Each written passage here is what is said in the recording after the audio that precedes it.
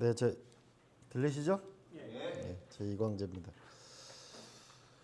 제가 이제 그 참여정부 때 혁신도시도 기획을 해봤고, 원주 같은 데는 기업도시도 있어요. 기업도시도 있고 혁신도시도 있고, 또 평창 같은 데는 서울대 평창 캠퍼스를 90만 평짜리도 만들어보고, 그러면서 나름대로 생각했던 건데, 이제 노무현 대통령 버전 2.0으로 한번 부산, 울산, 경남을 재탄생을 시켜보자, 이런 걸 봤어요.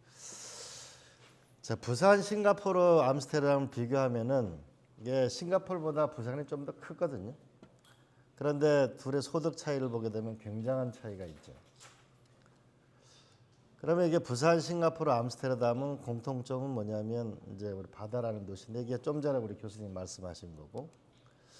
자, 부산은 뭘까라고 보면은 첫 번째로는 이건 항구 도시, 항만 도시라는 것이 가장 첫 번째 특징이라고 볼 수 있겠습니다.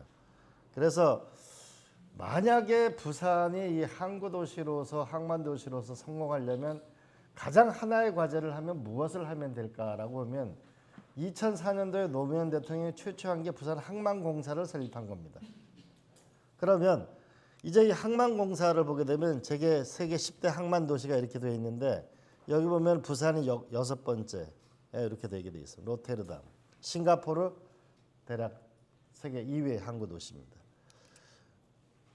근데 가만히 보면은 제일 먼저 하나를 했는데, 항만공사 자체를 글로벌 역량이 있는 쪽으로 바꾸는 법률이 제일 먼저 필요하다. 왜 그러냐면 싱가포르 같은 경우에는 전부 국부 펀드가 가지고 있습니다. 그러나 이거는 전 세계를 경영할 수 있는 시스템을 가지고 있습니다.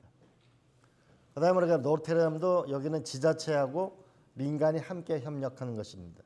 근데 부산 같은 경우에는 홍콩은 완전히 그 민간이 운영하는 것이고, 부산은 주로 해양수산부가 100% 운영하고 있는데, 우리는 주로 국내 비즈니스만 주로 하고 있습니다. 이것이 결국은 전 세계를 상대로 비즈니스를 하려면은 이 항만공사 자체가 글로벌 역량을 갖는 쪽으로 이 법을 바꾸는 것이 가장 저는 출발점이라고 저는 생각합니다. 그러기 위해서는 저는 처음에 이 100%의 중앙 해양수산부의 구조 자체를, 저는 우리나라의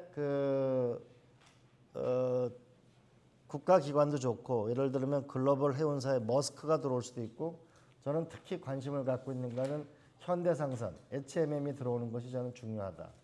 그리고 또한 이게 스마트 항만으로 넘어가려면 삼성 SDS나 이런 것이 들어와야 로테르담보다 훨씬 더 스마트 항만이 될 수 있습니다. 이 로테르담 같은 데 가보게 되면 모든 철도가 항만까지 다 들어가 있는데, 지금 우리 그렇게 돼 있지 않습니다. 이게 세계적인 스마트 항만으로 되려면 뭔가 근본적인 더 많은 투자를 할 수 있는, 돈을 끌어올 수 있는 것, 국가의 전략 자산이 될 수 있는 구조를 가져야 된다고 보고, 저는 싱가포르처럼 국가의 전략 기업화하는 것이 저는 필요하다고 봅니다. 이것이 저는 첫 번째로 중요한 거라고 생각합니다. 다자 구조로 갈 필요가 있다고 생각을 합니다. 저는.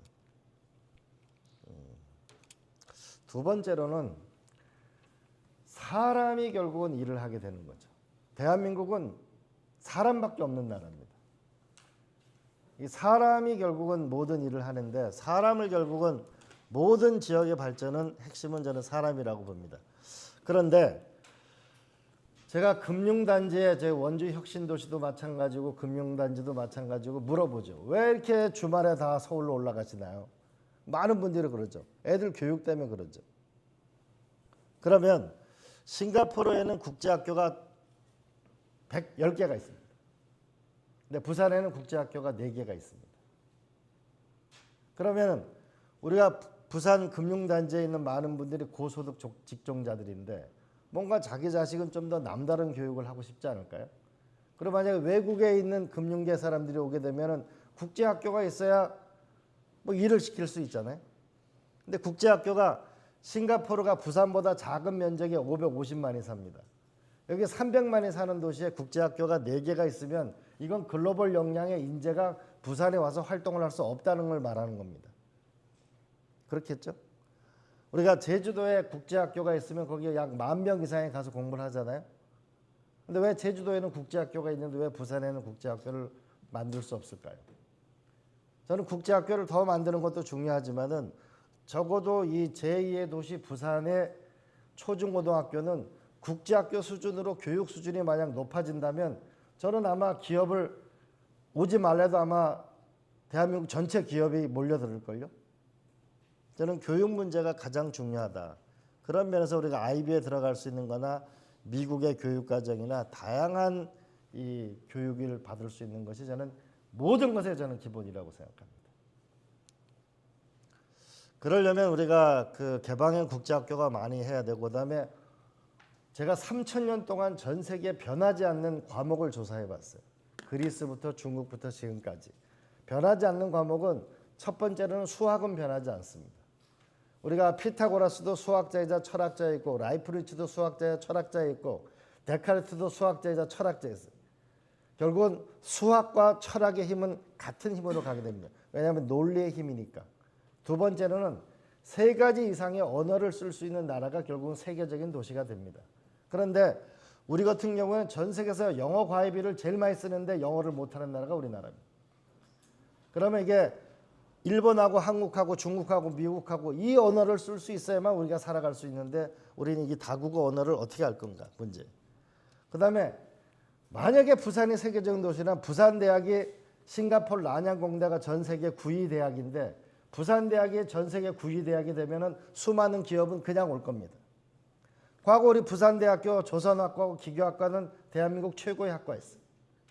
우리 부산고등학교, 경남고등학교 과거의 명문 대학을 얼마나 많이 갔어요. 지금 부산 전역에 몇 명이 갑니까?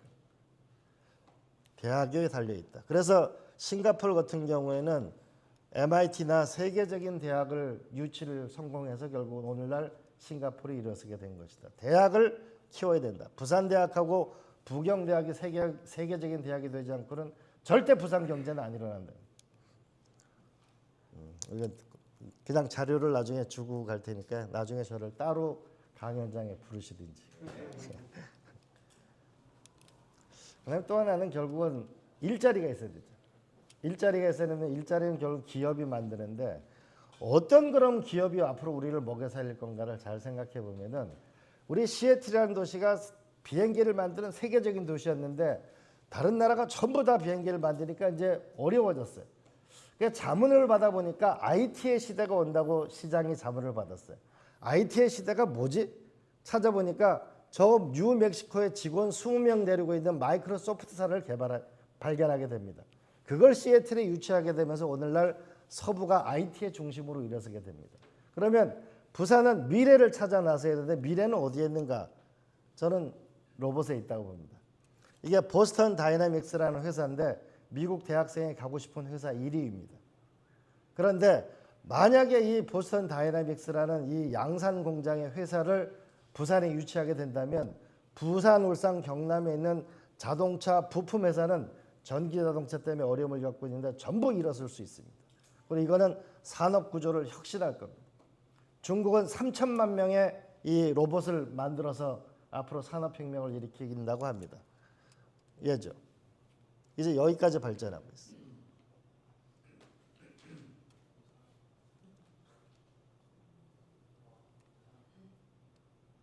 이거는 우리가 이 사족 로봇을 하고 있는 거는 현대자동차가 가장 잘 돼 있는데 이게 결국은 이 로봇을 생산하게 되면 자동차 부품은 대부분 원리가 같기 때문에 저는 성공할 수 있다. 그다음에 두 번째로 우리가 미래를 가려면 보스턴 다이나믹스를 우리가 유치하자. 그리고 하나는 앞으로 틀림없이 아마 트럼프 대통령하고 우리는 에너지 부분에 협력을 하게 될 텐데 우리가 1년에 1,700억 달러를 수입합니다.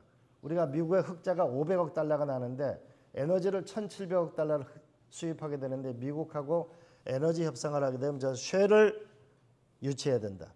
또 하나는 세계적인 항만 도시가 되려면 머스크를 데리고 와야 된다. 그다음에 결정적으로는 여기가 선박금융이나 앞으로 수많은 금융이 와야 되는데 금융이 오려면 세계적인 해양금융회사가 DNB라는 노르웨이 회사가 있는데 저 금융회사를 유치해야만 미래가 있겠다. 그다음에 또 하나는 국제학교. 그래서 부산의 미래 산업을 열려면 앞으로 이것을 유치해야만 한국에 있는 기업을 암만 유치해봐야 그것은 결국 제로섬 게임이 될 거고 글로벌 역량을 가져야 된다고 저는 봅니다.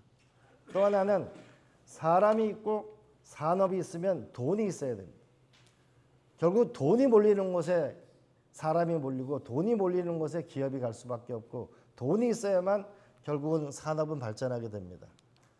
그런데 현재 이 국제금융센터가 있죠.